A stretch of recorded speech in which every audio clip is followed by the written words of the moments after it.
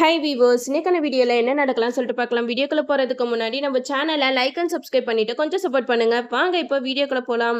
நம்ம ரேவதி செம்ம காமெடி பண்ணிக்கிட்டு இருக்காங்க. கார்த்திகிட்ட சொல்றாங்க, ராஜா அங்க கொஞ்சம் பாரு, மாமா அக்காவை எப்படி தாங்குன்னு தாங்குறாரு. அது மட்டும் இல்லாம இப்பதான் புதுசா நவீனுக்கும் துர்காவுக்கும் கல்யாணம் ஆச்சு. அவங்க 2 பேரும் எவ்வளவு சந்தோஷமா இருக்காங்க.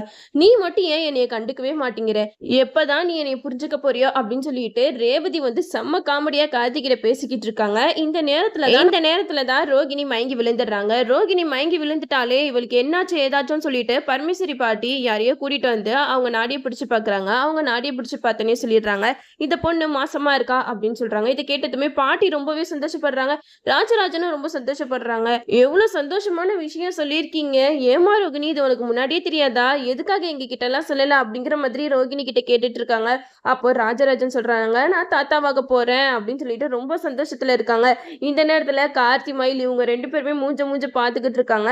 அப்போ பாட்டி வந்து மயில் கிட்ட சொல்றாங்க, எப்பா எவ்வளோ சந்தோஷமான விஷயம், இதை நம்மளாம் கொண்டாட வேணாமா அப்படிங்கிற மாதிரி சொல்லிக்கிட்டு இருக்கும்போது அப்போ கார்த்தி மயில் 2 பேர் பேசுறாங்க. உங்களுக்கு இது இப்பதான் சர்ப்ரைஸா இருக்கு, ஆனா எங்களுக்கு இதெல்லாம் முன்னாடியே தெரியும் அப்படிங்கிற மாதிரி சொன்னோன்னே ராஜராஜன் பாட்டி 2 பேருமே பயங்கர ஷாக் ஆகுறாங்க. என்னப்பா சொல்றீங்க, எப்போ தெரியும் உங்களுக்கு அப்படின்னு சொல்லும்போது மயில் சொல்றாங்க, இதெல்லாம் எங்களுக்கு முன்கூட்டியே தெரியும் பாட்டி, ஆனா இந்த விஷயத்த வீட்டுல எல்லாருக்கிட்டையும் சொல்லலான்னு வரும்போதுதான் சந்திரகலாவும் சாம்புஸ்வரி அத்தையும் போயிட்டு ஜோசியரை போய் பார்த்துட்டு வந்திருக்காங்க. அவரு ரோகிணிக்கு குழந்தை பிறந்தா இந்த குடும்பம் ஒன்று சேருங்கிற மாதிரி சொல்லியிருக்காரு. இதை கேட்டதுமே அத்தை வந்து பயங்கரமா டென்ஷன் ஆயிட்டாங்க. இந்த குடும்பத்தை ஒன்று சேர்க்கிற அந்த குழந்தை இந்த குடும்பத்துக்கு வரவே கூடாது அப்படிங்கிற மாதிரி சொல்லிக்கிட்டு இருந்தாங்க. அதனாலதான் அந்த நேரத்துல இந்த மாதிரி ரோகிணி பிரெக்னெண்டா இருக்கா அப்படிங்கிற விஷயத்த சொன்னா அத்தை வந்து கண்டிப்பா என்ன பண்ணுவாங்கன்னு யோசிக்க கூட முடியல. ஸோ நாங்க எல்லார்கிட்டயுமே மறைச்சிட்டோம் பாட்டி அப்படிங்கிற மாதிரி சொல்றாங்க. இதை கேட்டதுமே பரமேஸ்வரி பாட்டி வந்து ரொம்பவே கஷ்டப்படுறாங்க. எப்படியெல்லாம் இந்த பொண்ணை பார்த்துக்கணும், மாசமா இருக்கும்போது அவளுக்கு பிடிச்சதெல்லாம் வாங்கி தரணும், அவளுக்கு ஃபங்க்ஷன்லாம் வைக்கணும், இப்படி பண்ணிட்டாலே அவ அப்படிங்கிற மாதிரி பாட்டி வந்து சொல்லிக்கிட்டு இருக்காங்க. அது கேட்ட ரோகிணி வந்து அழுக ஆரம்பிச்சிடுறாங்க. நீங்க சொன்னது கரெக்ட் பாட்டி, எனக்கும் தான் அம்மா மடியில படுத்து தூங்கணும் எவ்வளவோ ஆசை இருக்கு. அம்மா வந்து என்னைய தாங்குன்னு தாங்குவாங்க இந்த விஷயம் எல்லாம் தெரிஞ்சா, ஆனா அவங்க கிட்ட என்னால ஓப்பனா சொல்லவே முடியலையே அப்படின்னு சொல்லிட்டு ரோகிணி அழுதுகிட்டு இருக்காங்க. அதுக்கு பாட்டி சொல்றாங்க, நீ ஏன்டா கண்ணை அழுகுற, அதான் நான் இருக்கேன்ல, உனக்கு வேண்டியதெல்லாம் நான் செய்யறேன் அப்படிங்கிற மாதிரி சொல்லி நம்ம பாட்டி வந்து மயில்கிட்டையும் கார்த்திகிட்டையும் சொல்றாங்க, வீட்டெல்லாம் டெக்கரேட் பண்ணுங்க, நம்ம ரோகிணிக்கு நலங்கு வைக்கணும், கண்ணு பற்றோம்ல அப்படிங்கிற மாதிரி சொல்றாங்க.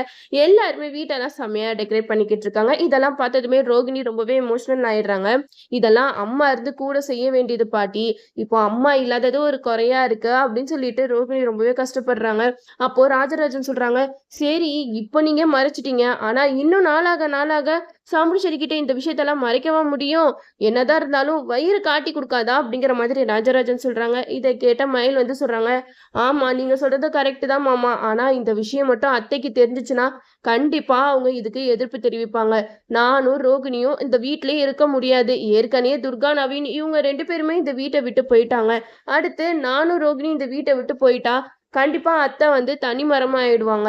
அதுக்குள்ள எப்படியாவது இந்த குடும்பத்தை ஒன்று சேர்க்கணும்னு சொல்லிட்டு நானும் கார்த்தியும் போராடிக்கிட்டு தான் இருக்கோம். ஆனா அதுக்கான சுச்சுவேஷன் எதுவுமே அமைய மாட்டேங்குதுங்கிற மாதிரி நம்ம மயில் வந்து சொல்லிக்கிட்டு இருக்காங்க. அப்போ பாட்டி சொல்றாங்க, சரி விடுங்கப்பா, என்னைக்காவது ஒரு நாள் அவ எல்லாத்தையுமே புரிஞ்சுக்கிட்டு வருவா, நீங்க எதுக்கும் கவலைப்படாதீங்க, இப்போ ரோகிணிக்கு ஆகிற வேலையை பார்ப்போம் அப்படின்னு சொல்லிட்டு நலங்கு ஒவ்வொருத்தங்களா வச்சுக்கிட்டு இருக்காங்க. ராஜராஜன் சொன்ன மாதிரி இந்த விஷயத்த ரொம்ப நாளைக்கு மறைக்கவே முடியாது, கண்டிப்பா வயிறு வந்து காட்டி கொடுத்துரும். அப்போ நம்ம சாமுண்டீஸ்வரி வந்து என்ன மாதிரி முடிவு எடுப்பாங்கன்னு தெரியல.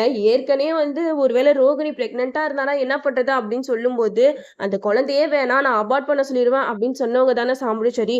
ஸோ இப்போ வந்து அவங்க என்ன முடிவு எடுக்கிறாங்கன்னு பார்ப்போம். அது மட்டும் இல்லாம நம்ம கார்த்தியை பத்தின உண்மைலாம் தெரிஞ்சிச்சுன்னா கண்டிப்பா கார்த்தியையும் வீட்டை விட்டு துரத்திடுவாங்க. இப்போ ரோகிணி பிரெக்னெண்டா இருக்காங்க, இந்த விஷயம் தெரிஞ்சிச்சுன்னா கண்டிப்பா சாமுண்டீஸ்வரி ரோகிணியையும் வீட்டுல வச்சிருக்க மாட்டாங்க. அப்போ சுவாதி மட்டும் தான் சாமுண்டீஸ்வரி கூட இருப்பாங்க.